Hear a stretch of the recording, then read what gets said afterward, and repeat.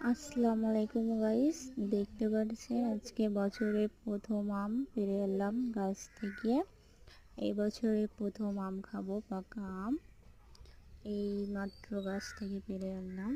আমগুলো দেখে মনে হচ্ছে অনেক সুন্দর, সুস্বাদু হবে খেতে।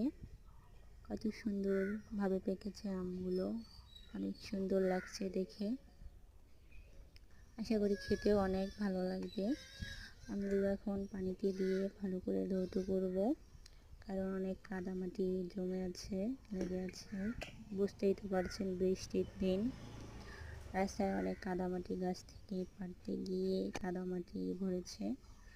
তো এখন ভালো করে ধৌত করব, ধৌত করে তারপর খাওয়ার উপযুক্ত করব। তো কে কে খেতে চান কমেন্ট করেন, পাঠাই দেব।